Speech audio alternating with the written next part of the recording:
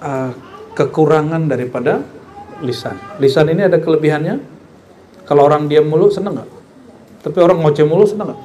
Ya. Orang sakit hati karena lisan atau karena kaki? Orang sakit hati itu karena lisan atau karena makan? Lisan. Lisan ini memang luar biasa. Ya. Semua tubuh kita ada tulangnya, ada sendinya, kecuali lisan. Benar ya? Assalamualaikum warahmatullahi wabarakatuh. Kaum muslimin muslimat yang dimuliakan Allah, penonton channel Rahasia Islam,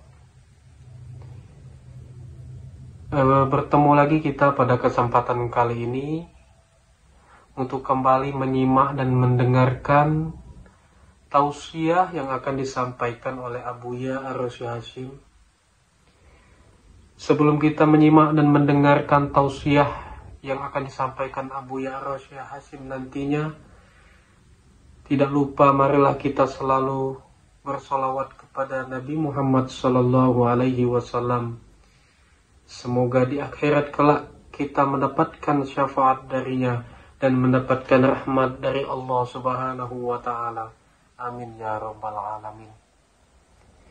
Marilah kita bersama-sama menyimak dan mendengarkan tausiah yang akan disampaikan nanti. Semoga kita dapat mengambil hikmah dan nilai positif dari tausiah yang akan disampaikan oleh Abuya Ar-Rasy Hasyim. Selamat menyaksikan. Baik, al-an wasalna ila afat al-lisan. Jadi kita masuk ke bab afat al-lisan. Kekurangan daripada lisan. Lisan ini ada kelebihannya. Kalau orang diam mulu senang nggak? Tapi orang ngoceh mulu senang nggak? Ya. Orang sakit hati karena lisan atau karena kaki? Orang sakit hati itu karena lisan atau karena makan? Lisan ini memang luar biasa. Ya. Semua tubuh kita ada tulangnya, ada sendinya, kecuali lisan. Benar ya?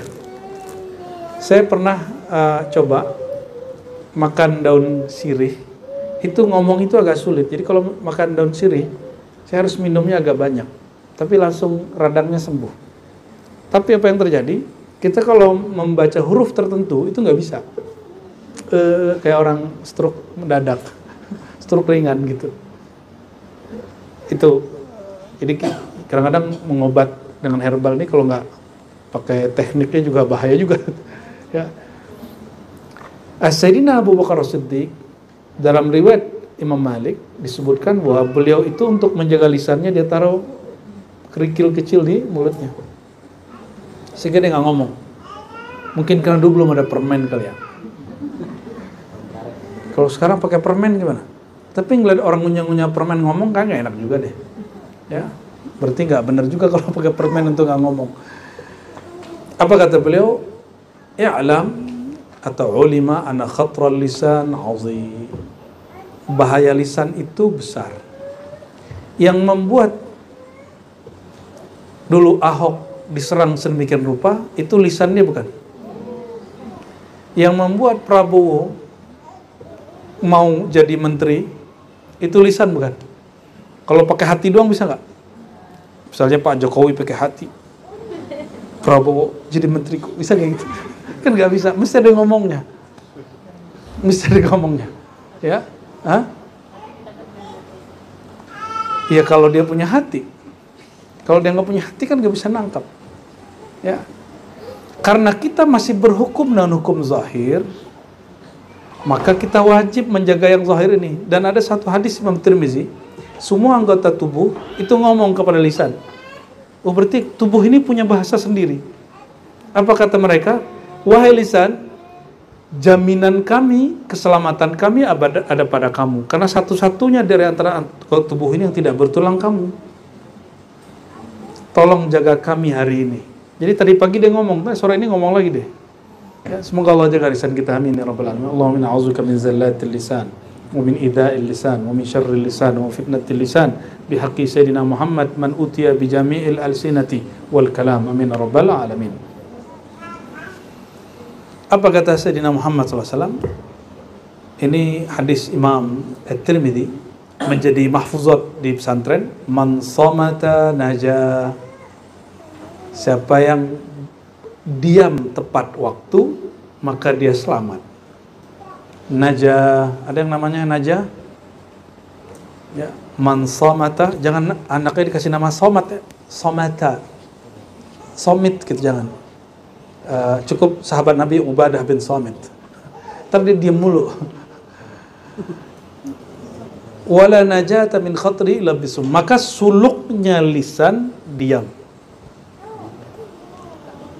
Suluknya lisan diam. Maka bolehkah suluk di luar musim itikaf? Boleh.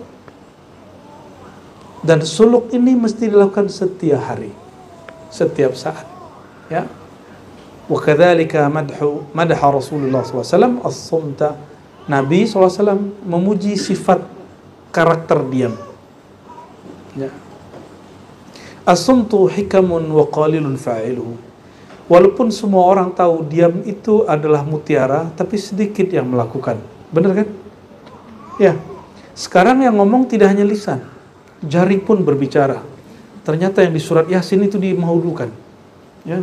Di surat Yasin kan semuanya bicara, jari-jari bicara, anggota tubuh bicara. Hari ini bisa bicara dia melalui satu status. Dan orang banyak bertengkar cuma karena masalah status. Ya. Manusia itu karena makhluk sosial, jadi dia kalau dengerin orang ngomong itu sama kayak dia nyari resto. Resto itu cari yang enak, yang berkualitas, betul nggak? Gratis lagi. Maka dicarilah channel-channel yang kalamnya berisi, kalimatnya bergizi. Kan sekarang begitu isi podcastnya. Weh bro, semuanya bergizi, kan gitu. Padahal itu berdaging gitu. Oh ternyata istilah itu udah mulai muncul. Nah, orang-orang kita sudah mulai ada kenaikan nih. Dulu sukanya lawak-lawak doang. Sekarang orang udah mulai seneng sama podcast, bener nggak? Ada Helmi Yahya, siapa? Deddy Corbuzier. Yang lucunya hater dia dengerin dari awal sampai akhir. Katanya benci tapi dengerin, Bu ya. Oh ternyata yang membesarkan salah seorang yang besar itu pembencinya. Maka kalau mau jadi besar, kata guru kami dulu, kamu harus siap menerima kebencian dengan kasih sayang. Goya bener. Soal hikmah bener kita ya. Tapi itu kata beliau itu. Ya. Ya. Kalau ada orang benci, jangan dibalas benci, dibalasnya sayang, didoain. Bukan didoain pakai hizib nasor, bukan. Didoakan birrahmah. Apa kata Sayyidina Muhammad SAW? Fa'innahum la ya'lamun. Mereka yang menyerang aku, membenci aku, menuduh aku itu tidak faham. Kalau Nabi Nuh gimana? Hancurkan mereka ya Allah sehancur-hancurnya. Itu beda Nabi Nuh. Itu beda al-Muhammadi dengan ghair Muhammadi. Ini beda faham dikit, langsung fatwain sesat. Itu nafsiyah ente ya. Guru belum mati, kadang udah berebut kemursidan. Udah meninggal, berebut kemursidan. Emang ada sunnah berebut kemursidan? Orang kalau mau dakwah aja nggak usah jadi mursyid. Betul nggak? Orang kalau mau jadi mu'alim perlu jadi mursyid nggak? Nggak perlu. Emang jadi mu'alim harus mursyid? Kan nggak mesti. Kenapa orang harus berebut? Maka kata Imam Sya'rani, hati-hati kamu di dalam kemursidan, khalifah tarekat, makom duduk mu'alim, bukan mu'alimnya, makom duduknya. Di situ ada sisi dunia. Jadi status sebagai guru, status sebagai dosen, status sebagai kiai, status sebagai mursyid itu dunia. Akhiratnya apa? Talqin, zikir, ngajar, khidmat. Gitu ya. Maka di sini nggak ada pangkat-pangkatan ya. Kalau beliau ini kenapa kita kasih ijazah, yaitu tradisi keilmuan. Kita mempertahankan itu. Orang habis ya belajar zikir, belajar ini, kemudian ya, kalau ada indikator nur dari Allah Ta'ala, ya kita berikan haknya. Kalau nggak diberikan, saya yang zalim. Ya. Orang haknya nggak dikasih, kita zalim namanya. Tapi biasanya orang yang berhak itu nggak merasa berhak. Yang merasa berhak itu yang nggak punya hak. Maka dicari-cari tuh, ya.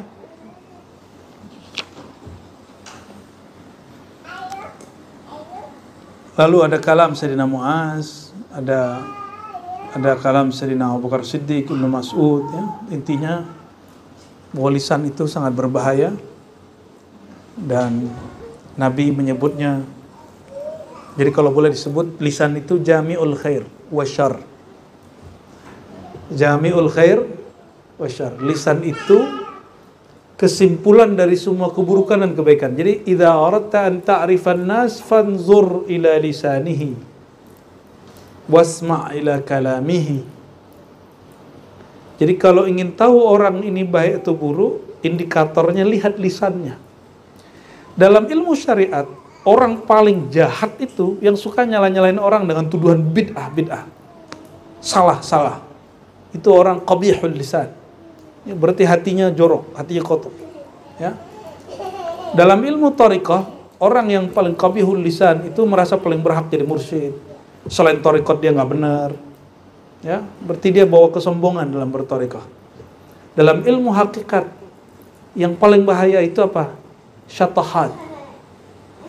Syatahat itu kalau bahasa beberapa guru kita, lebay atau lacur lisan. Lacur lisannya melewati haknya. Sehingga Al-Hallaj mengatakan anallah. Syekh Siti Jenar mengatakan aku Allah. Datuk Abulung juga di Kalimantan ngomong aku Allah. Secara hakikat, orang belajar hakikat tuh nggak ada masalah. Emang semuanya batil, yang ada hanya Allah. Hadis Sahih Bukhari Muslim. Kalam labid, syair labid, ala ma khalallahu batila. Segala selain Allah tiada, batil. Benar kan? Kullu syai'in halikun illa wajha. Segala sesuatu binasa tiada kecuali hanya wajahnya. Berarti segala sesuatu gak ada, yang ada cuma Allah. Maka orang ini ghalabahu hadzal hal. Dia sangat dikuasai oleh hal ini. Saking asyik masuknya, girangnya, dia membaca anallah. Kalau orang ahlul haqaiq mengatakan Allah bicara lewat lisan dia, min ghairi hululin wal ittihad, tanpa hulul dan ittihad. Tapi secara syariat gimana? Nah itu, maka orang syariat menganggap dia kafir. Tapi orang ahli marifat, di atas ahli hakikat dan ahli apa kata mereka? Ente lacur lisan. Kalau bahasa Arabnya su'ul adab. Rasulullah SAW maqamnya lebih tinggi dari Syekh Siti Jenar. Pernahkah beliau mengatakan anallah? Kenapa? Ini rahasia. Orang ahli marifat tidak menyalahkan Syekh Siti Jenar secara mutlak. Apa kata mereka? Karena rohani Syekh Siti Jenar tidak sekuat Sunan Kalijaga. Walaupun makomnya hampir sama. Maka kalau dalam ilmu siloka isyarat, Kalijaga itu bukan Sunan Sungai Jaga, Sega Sungai, bukan. Apalagi Makoli, bukan. Kalijaga apa? Jaga, menjaga syatahatnya Syekh Siti Jenar. Karena sudah nggak bisa dijaga, maka hukum berlaku. Hukum para aulia berlaku. Sebagaimana terjadi pada Sayyidina Al-Hallaj. Saya masih sebut Al-Hallaj Sayyidina loh, karena saya meyakini dia wali. Cuma dia syatahat. Ya, kalam dia dihitung su'ul adab oleh sebagian ulama aulia. Walaupun secara hakikat itu oke-oke aja, emang hakikatnya semuanya Allah. Tapi kita kan masih bertubuh begini. Ya, adabnya nggak begitu. Maka Sayyidina Muhammad SAW, ya, ketika diusir oleh orang-orang Taif, apa kata beliau? Mereka mengusir hamba yang hanya mengenal Allah. Diusir orang Mekah, beliau ngomong begitu. Akhraju abdan ya'budullah. Mereka teganya mengusir seorang hamba, nggak mengatakan aku Allah, hamba yang menyembah Allah Subhanahu wa ta'ala. Jadi lisan ini kalau di kitab ini kan standar aja ya, tazkiyatun nafs. Ada tazkiyatul qulub. ada tazkiyatul asrar, ada tazkiyatul arwah, ada lisan jasad, ada lisan akal, lisan qalbu, ada lisan sir, ada lisan ruh. Di semuanya ada kelebihannya, di semuanya ada kekurangannya. Maka berkatalah para ulama, ittaqu zallatal alim, hati-hati terhadap tergelincirnya orang alim. Orang alim tergelincir namanya nyeleneh. Jadi ternyata syatahat pada wali, nyeleneh para alim. Betul nggak? Betul ya?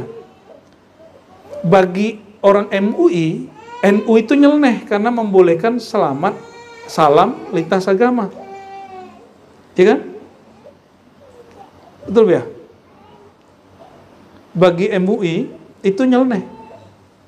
Bagi orang awam nggak ngerti, dianggapnya sesat. NU sesat, ya salam ente. Ya. Beda fatwa bukan berarti beda iman. Orang beda iman malah lain ya.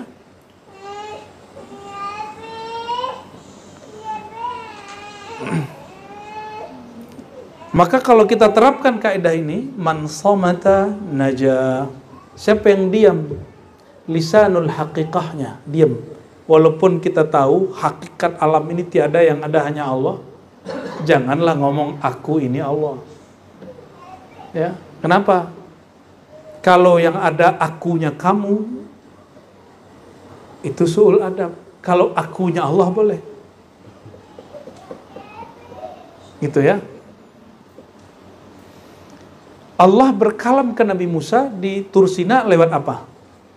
Ada media kan waktu itu? Apa Bu ya? Pohon ya? Pohon apa batu? Pohon. Tapi Allah tidak menempati pohon. Tidak bersatu dengan pohon. Kira-kira Allah sanggup gak berbicara melalui manusia? Dan tanpa bersatu dengan manusia, tanpa masuk kepada batang tubuh manusia. Sanggup gak Allah? Sanggup.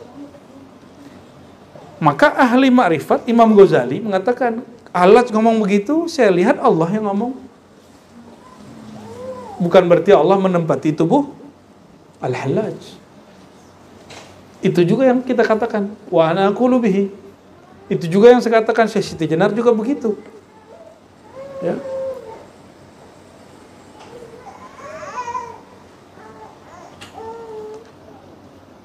Jadi kita nggak usah masuk ke bagian dalamnya. Intinya di sini ada kalam fi ma la ya'ni, kalam yang nggak manfaat. Salah satunya kalam apa? Kalam yang tidak pada tempatnya. Ya. Tapi kalau kalam-kalam ma'rifat, yang sudah sesuai dengan kaidah itu bermanfaat. Nih, yang biasa kita contohin. Zat aku, zat Allah. Nah, itu kan sifat aku, sifat Allah. Kalau nggak tahu, berarti nggak manfaat. Tapi kalau engkau tahu makna tiadalah zat aku, yang nyata hanya zat Allah, baru boleh ngomong begitu. Tapi kalau engkau mengatakan zat engkau adalah zat Allah, sejak kapan ngelewatin Nabi Muhammad sama Nabi Isa, ya kan? Nabi Isa cuma Tuhan anak, kata Nasrani. Kalau ente langsung jadi Allahnya Tuhan Bapa.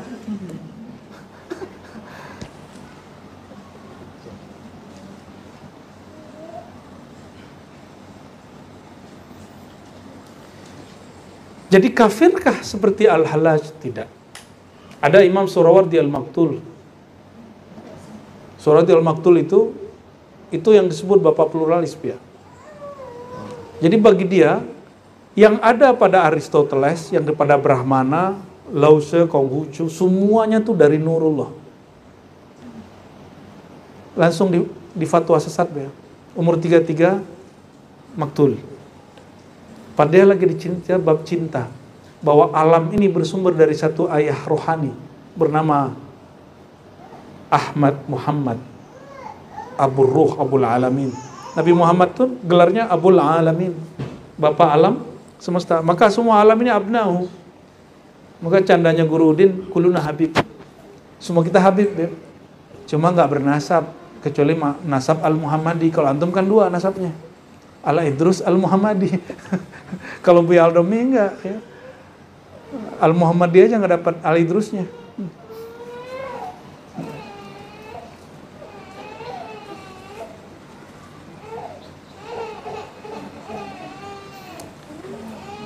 Ini banyak sekali di sini, ya, mendebat segala macam. Nah, mau dikasih intinya nggak? Ya, mau dikasih intinya? Inti kalam itu satu aja, istafti qalbak. Selesai. Kalau mau berkalam, tanya dulu hati. Wahai diriku, wahai rohaniku, wahai yang dirinya tahu kepada Allah, izinkah engkau aku berkalam? Kalam nggak? Kalau nggak usah berkalam. Wa in kana khairan, walaupun itu baik menurut kita. Saya sering mengulang-ulang, Al-Imam Najmuddin Kubra sudah membuat sebuah struktur kerohanian dulu dalam Thariqah Najmuddin Kubra yang ada sekarang menyatu dalam Thariqah Naqsyabandiyah, Khalidiyah, Muzhariyah, Mujaddidiyah. Apa kata beliau dalam kitab Fawaihul Jamal? Ada yang disebut Syekhul Ghaib, Syekh gaib, Syekh yang tidak tampak, mursyid yang tidak tampak. Itu istilah beliau. Kalau istilah saya, Syekhul Qalb atau Mufti Qalbi, Mufti Batin, atau Mufti Ruhi. Itu istilah aja. Istafti qalbak, maka yang mufti di situ siapa? Kolbunya. Maka kolbu yang mufti. Berarti syarat yang boleh dimintain fatwa kalau kolbunya sudah sampai pada maqam mufti. Enggak semua kolbu, Bu, ya.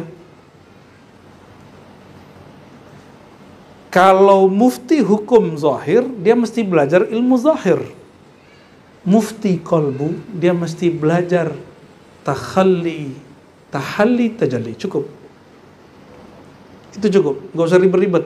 Bersihkan kolbumu, isi dengan nama Allah, rasakan nurullah.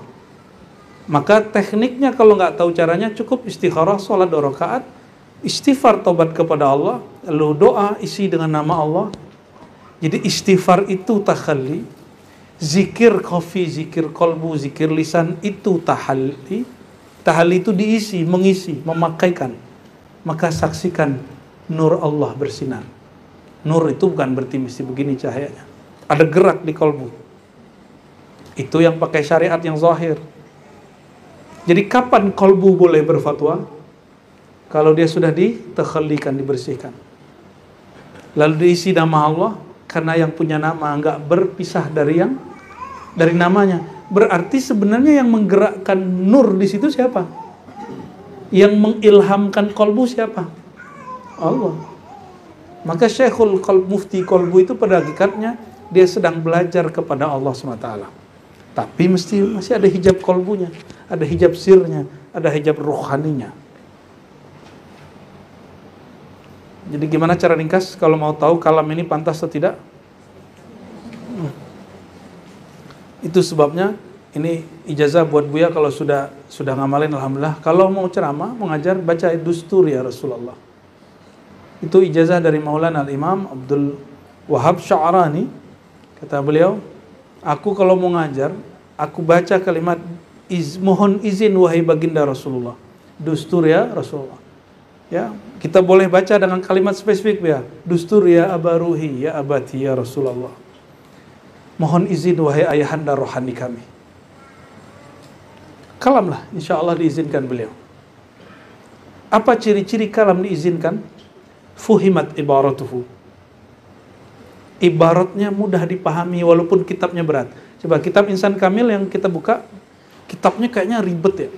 Tapi bisa dipahami tuh. Ya, berat-berat dikit maklum lah.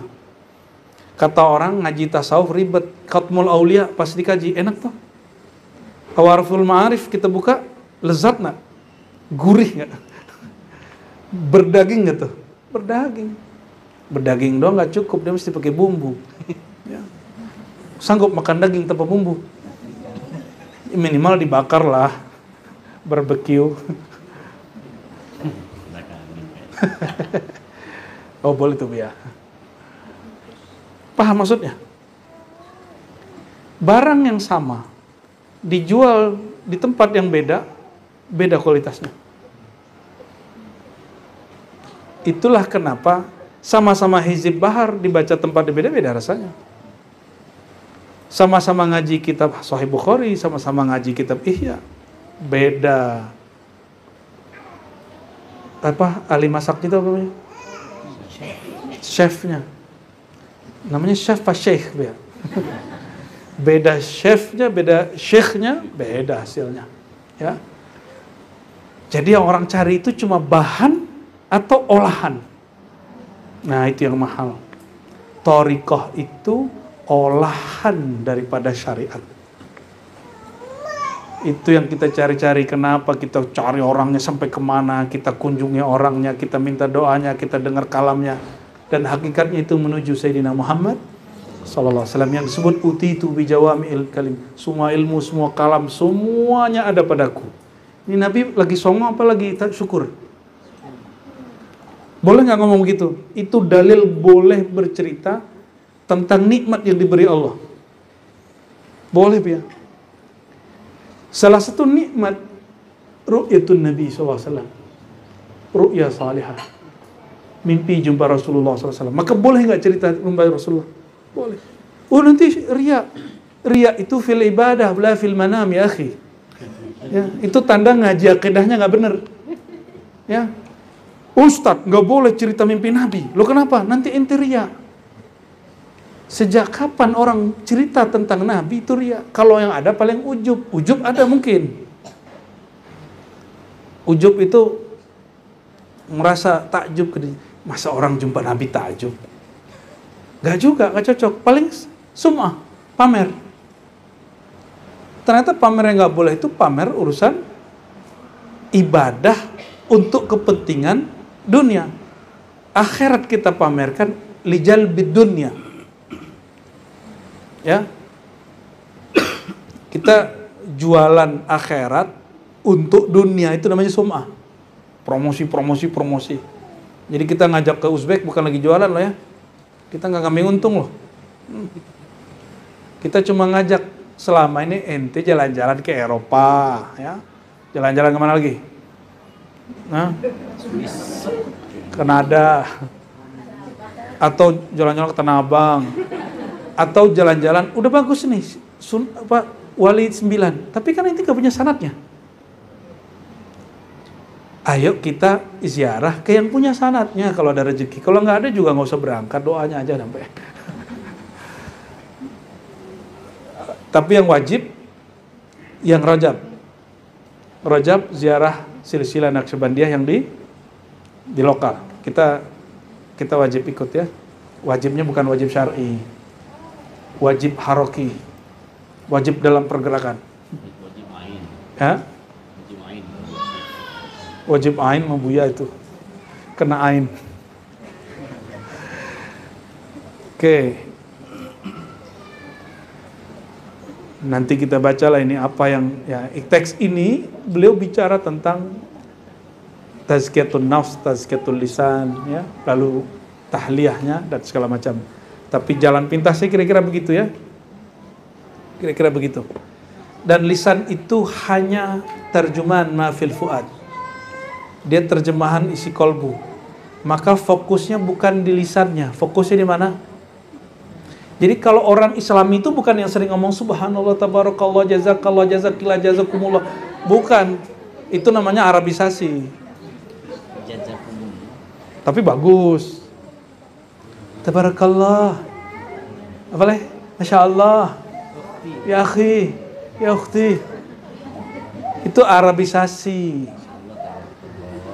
Hah? Boleh nggak? Bagus ngomong begitu. Cuma orang soleh itu standarnya bukan ente ngomong tabarakallah, masya Allah, insya Allah, jazakillah, jazakumullah, jazak. Bukan.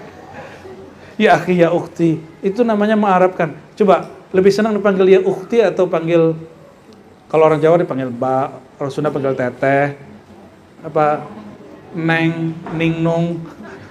Ya, orang Minang panggil uni, ya kan? Mas atau akhi atau abang,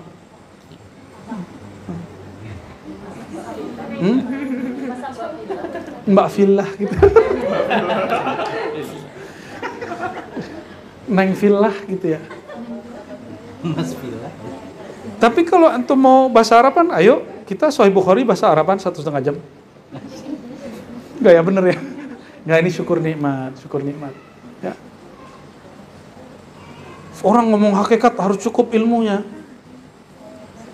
Ilmu apa lagi? Ilmu Allah meluas. Ya. Ilmu nahwu sharaf kan cukup loh ya kan? Kan enggak mesti jadi Ibnu Malik ya kan? Enggak mesti jadi Sibawai. Iya. Jangan matahin orang untuk sampai ke ujung dengan kalam-kalam sampah seperti itu. Itu salah satu afatul alim. Dihalangi muridnya belajar ilmu yang lebih tinggi dengan cara-cara kalam begitu. Ya, udah benerin syariat dulu.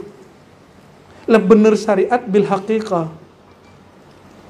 Karena Nabi yang pertama diajarkannya ma'rifat hakikat, itu yang diajarin Nabi pertama. Bukan sholat 5 waktu. Nabi ajarkan dulu kenal kepada Allah, baru diajarkan cara menyembah Allah. Bukan menyembah dulu, nggak tahu yang disembah. Ya. Oleh karena itu, belajar ma'rifatullah itu bukan afatul lisan, itu bagian daripada khairul lisan. Maka saya tutup dengan sebuah hadis ya. Alama ya kullu ma fid dunya mal'un. Semua yang di dunia terlaknat, buruk, celaka. Ya, kecuali al-amru bil ma'ruf wal nahyi 'anil munkar wa zikrullah wa mawalah. Zikir itu ma'rifat. Orang berzikir itu mengingat yang dia kenal, bukan mengingat yang dia nggak kenal. Kenal sama Allah nggak? Baru sah zikirnya. Maka sihatud dzikri bi ma'rifatul ma'dzkuri. Kenal dulu yang diingat, baru sah secara hakikat zikirnya.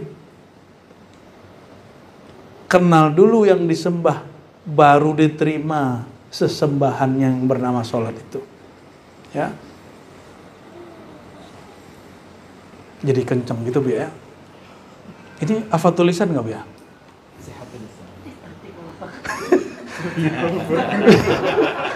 Balikin ya. Ya ini bagian dari insya Allah. Ya. Khair lisan. Insya Allah. Semoga Allah Ta'ala memberkahi kita semua, memberkahi Imam Abu Hamid Muhammad bin Muhammad Al-Ghazali, memberkahi guru-guru mulia, memberkahi orang-orang yang berwakaf, yang bersedekah, memberkahi orang-orang yang khidmat, yang muallim, yang mengajar di Ribat, yang khidmat di Ribat, yang ngaji, yang mendengarkan di Ribat, yang hadir di Ribat ataupun yang mendengarkan dari jauh. Semoga Allah Ta'ala mendekatkan hati kita semua, ruh kita semua kehadiratnya, amin ya rabbal alamin, bihaqqi sayyidina Muhammad SAW wa bihaqqi suratil Fatihah. Bismillah.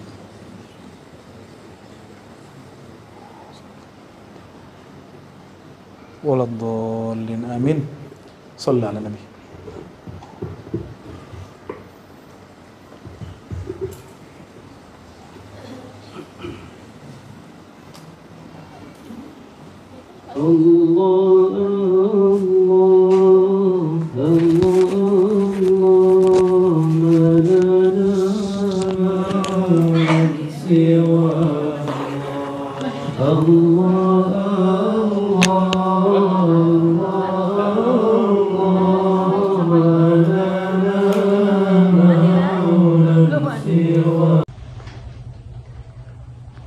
Baiklah, telah kita saksikan tadi secara bersama-sama tausiah yang telah disampaikan oleh Abu Ya'arosy Hasim. Semoga bagi kita yang mendengarkan dan bagi Abu Ya'arosy Hasim yang menyampaikan, sama-sama mendapatkan pahala dari Allah Subhanahu wa Ta'ala. Semoga apa yang telah kita dengarkan dan kita simak bersama-sama tadi dapat menambah ilmu pengetahuan kita dan semakin mendekatkan diri kita kepada Allah Subhanahu wa Ta'ala. Amin ya rabbal alamin.